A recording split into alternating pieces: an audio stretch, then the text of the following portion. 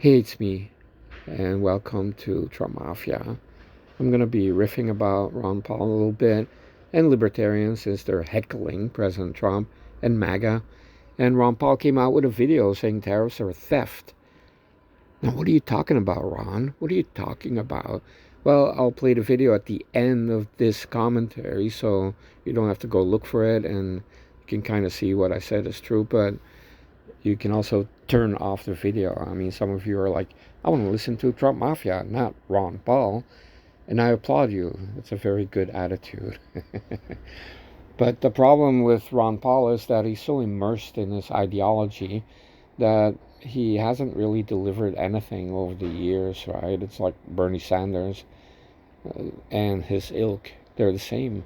They're all about ideology, just ideology, not giving you any deliverables or making America better. I mean, they're just always talking.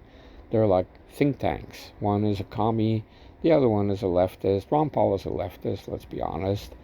And it seems like they're both very anti Israel, which, I don't really care if people are for or against Israel. But if it becomes the center of your being, it's a little bit weird. Ron Paul has that, Bernie Sanders has that, and some of the others, Omar, AOC, the rest of the squad, and maybe some of you, I don't know. But it don't matter, right? We're talking about tariffs here. We're talking about the USA. Now, tariffs are beautiful. I mean, it's a great thing.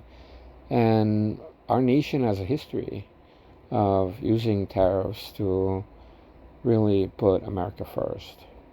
There's a lot of money to be made with tariffs.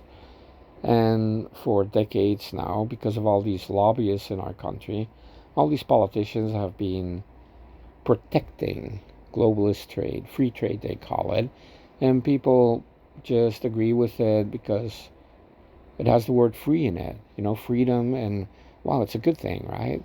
Just like the Affordable Health Care Act is great because it has the word affordable in it. I want something that's affordable and I want something that's free. And they're like, hey, free trade.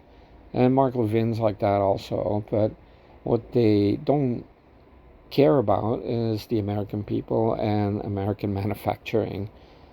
And Ron Paul really doesn't care about the American people. You can find that out while listening to the video later on.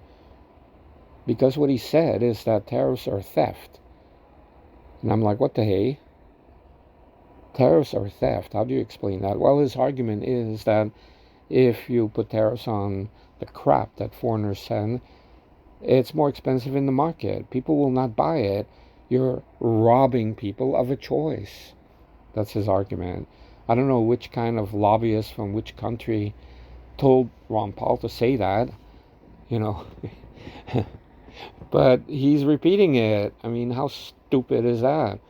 Well, it's kind of the point, Ron Paul, that you make the products more expensive so that they are forced to put their factory in the USA, give American jobs, and also invest in our nation instead of robbing us and trying to pull all the factories that we have over there to their country, right? To avoid their tariffs. And for decades, all these countries and even the European Union, they've been ripping us off. And then when we want to put up tariffs, it's like, no, you cannot. It's not free trade, and we're not protectionist. What are they talking about, right? So for me, tariffs really protects our heritage in that small towns have been decimated over the decades. They relied on the mill or the factory, right? And suddenly the factory's gone, the mill's gone, and people don't have jobs, crime, all of it, and small towns are decimated. There goes our heritage. Small town America, right? Ron Paul doesn't care about that, obviously. And in fact, in the video, he also says that, well, if Americans lose their job because the factory moved overseas, they should just look for another job. I'm like, what happened to empathy? What happened to common sense? Like he says, well, they should just look for another job. Like, it's that easy. What is he talking about? So it's an example of somebody who's so immersed in ideology, like Bernie Sanders, that they don't think about human beings anymore. Like Stalin said, people are like insects, right? That's probably how Ron Paul sees it, or Bernie Sanders. These are scammunists. They don't deliver anything. They're always talking, heckling, and they're not that bright, it turns out. But then Ron Paul wants to get rid of the income tax, which is very popular. President Trump also wants to do it. But you have to replace it with something, right? So President Trump replaces it with tariffs that, number one, brings jobs to Americans, brings factories back, and we make a lot of money, right? So we don't need any income tax. But Ron Paul was like, okay, we'll get rid of the income tax and we're going to have a sales tax, 23%. And I'm like, okay, not everybody pays income tax, but everybody has to pay sales tax. Even a little kid going to buy some gum or Skittles has to pay 23%. That's like robbing people. Everyone, not just people that have to pay income tax. So he's actually in favor of getting rid of the income tax, but then taxing people on everything they buy, and everyone has to pay. I mean, think of it. That is so brutal. That's robbery. Now that is theft. A 23% sales tax is theft. Whereas tariffs are not theft. I mean, we are just charging a fee to foreigners. If they want to sell their crap, there's a fee to be paid. And if they don't want to pay that fee, they should build a factory in the USA and sell without any tariffs. It's that easy. I mean, there's an easy solution. And Ron Paul doesn't even talk about that. You know, he doesn't care if factories come back. And like I said, if people lose their jobs, he's like, just look for another job. What a scumbag, really. You know, I compare him to Obi-Wan Kenobi, everybody's hero, not mine. Like in The Empire Strikes Back, he's like a floating head in the sky. Soon Ron Paul will also be a floating head in the sky. And he's not helpful. He never does anything that is helpful. And he's always like, hey, Luke, you should do this, you should do that. And in the beginning, remember Luke Skywalker gets attacked by some snowman or whatnot. And I was thinking, why didn't the floating head of Obi-Wan appear just before the attack? Like, hey, be careful, a creature is about to attack you. Or after the attack. I mean, he appears when Luke's dying and, hey, you have to go to meet Yoda on another planet. And he's there dying. So I don't know why he didn't like send a lightning bolt to heat the area around Luke Skywalker with a fire, right? But that's Obi-Wan Kenobi. In the first movie, he was like always talking a lot, you know, the philosophy of the Jedi and this and that. And then when it came to fighting, an actual guy that knows how to handle a lightsaber, Darth Vader, he kind of poked a few times and then gave up. He's like, okay. And then he doesn't move and he gets killed. He disappears, right? I mean, wow, you had a chance to really step up and show the world or the universe that you're really a top Jedi. And then you poke a little bit, you give up. What? What? And so in the second movie, he's like a floating head, heckling all the time and being pious and, yes, sanctimonious. That's Ron Paul. I mean, he never delivers anything. He's always heckling. And I noticed that he heckles more when Trump is in charge, or MAGA.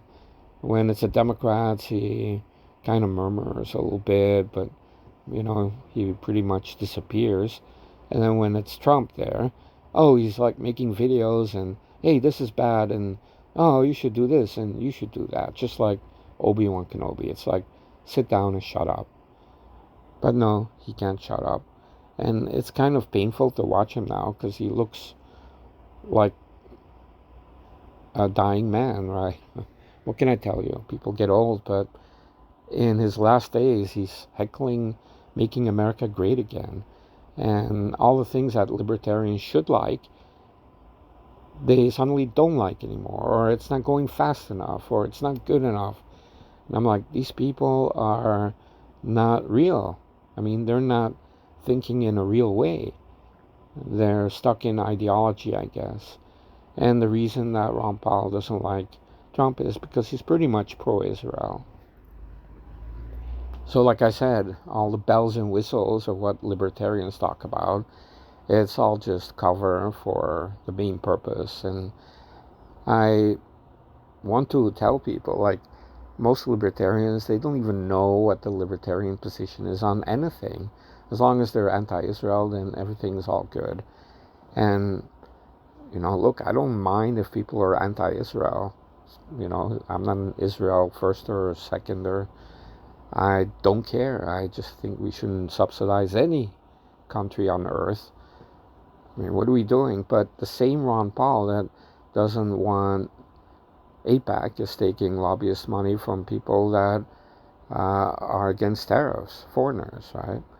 And you sometimes wonder why they don't like what Trump is doing. It's because they're not doing it, or they're not in charge, or they're leftist. And like I said, President Trump's pretty much pro-Israel. So I don't know why they just cannot get with the program. It seems like they really are leftist in a way, that they're so blinded by ideology that they don't even care about getting most of the stuff that they actually want. If you're a true libertarian, you would be very happy with Doge, with President Trump eliminating all kinds of taxes and eventually the income tax, or getting rid of the Department of Education and so much more. But no, they keep on heckling. And this is while a coup is going on. Lawfare, part 3. You had the Russia hoax and all of that, the impeachments. Then you had the lawfare of 2021 onwards. And now you have part 3, which is lawfare with all these activist judges. It's a coup. And this is going on. And you have Ron Paul heckling President Trump and siding with foreigners to prevent tariffs. I mean, who is paying this guy? And why doesn't he care about American people getting jobs, factories coming back? And then he wants a sales tax to rob people, and it's really punishing. I mean, imagine 23% more on everything you buy. It's that is theft, and it's evil. I don't know why he would be in favor of that, but I'm telling you, he has no real answers and he can't deliver anything. And in a way, it's also about lobbyists. But when it comes down to it,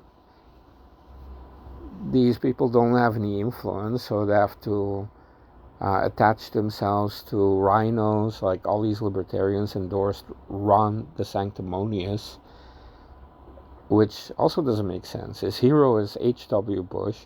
He wants to be a leader like Paul Ryan. He's a big government guy. DeSantis, the meatball, his solution to anything, everything, is big government force. I mean, this guy comes out in some social conservative ways to have street cred, right? Like, I'm a real conservative because I'm against gay agenda. Okay, but we all are. I mean, it's not really something that gives you street cred, in my opinion. But if you look at the lockdowns, even Trump was telling him to open up Florida, and the meatball was like, no, I want to lock it down longer. And he was like taking licenses away of bars, restaurants, just because they didn't have a mask on. I mean, this guy became a tyrant, like, instantly. He really enjoyed the pandemic, let me tell you. He's a big government guy. If your heroes are H.W. Bush and Paul Ryan, you're nowhere near being MAGA. Plus, he betrayed President Trump. But then you have all these people endorsing him, and they're libertarians, which doesn't make sense, right? But then you realize that Paul Ryan, Mitt Romney, and Ron Paul and Tom Massey have the same views on globalist trade, protecting foreign countries and companies, and not caring about the American people. But when you look at these libertarians, they have a lot of online people, but in the real world, they're pretty fringe. So it's always about obstructing, being a maverick, right? Being principled, just like Paul Ryan always says, I'm a principled conservative. Tom Massey, I'm a principled conservative. Mitt Romney, I'm a principled conservative. But they're creating like an outrage by being a maverick, sabotaging, and then they're fundraising. Even the Ron Paul revolution, way back when, and the Tea Party, you know, he just used it as a way to have money bombs, right? Every week it's like, it's a money bomb, and donations and funds. And so just like Bernie Sanders is a commie, but he's also very greedy and wants to rake in the cash. Well, Ron Paul's the same, right? He pretends to be like a good old boy, but he's a greedy scumbag and not principled at all. You know, all of these people, just by endorsing the meatball, showed me that they have no principles. Going against tariffs, not caring about American manufacturing or the heritage of our small towns, that tells me they don't care about the USA. It seems they care more about foreign countries being able to sell their crap in our country. And in the end, with the sales tax and some of their other policies, they're pretty left-wing, if you ask me.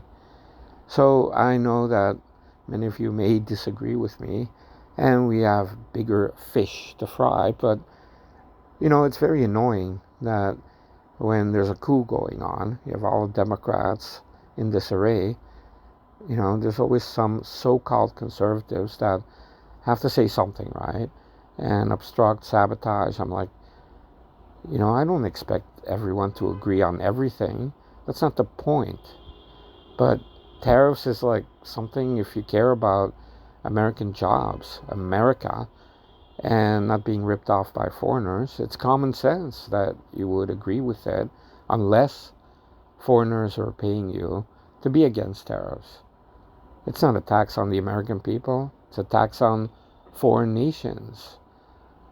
And so you can hear that these people are all doing lobbyist talking points, including the light bulb, which is Ron Paul, because his head looks like a light bulb, right?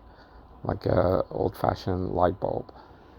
And soon he'll be a floating head in the sky, and he will still be heckling Trump and MAGA from the grave, because, like I said, he's so immersed in his own hubris and ideology, he can't think straight anymore. He's not a good old boy. He's not one of us. He just ain't. And it's sad because, you know, libertarians are always kind of the fringe, but with MAGA, you know, they could really show that they want to be pragmatic. But in the end, they still end up heckling MAGA and President Trump. Unbelievable. And it's embarrassing to watch. And so they have a lot in common with the left. You know, every time it's Trump, they have Trump derangement syndrome. And I'm like, S-U-C-K, my D-I-C-K. You know, I'm so tired of it. That's why I had to call it out. And I promised to play his clip so you can listen to what he said and make up your own mind. I mean, does this sound like a guy that cares about American factories, American small towns, American people? The answer is clearly no, but I'll let you decide.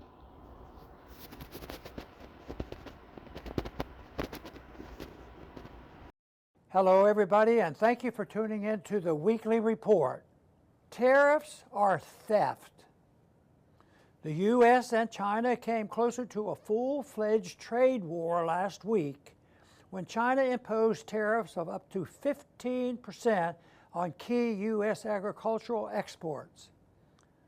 This was retaliation for President Trump's increasing of tariffs on Chinese exports to the United States from 10% to 20%.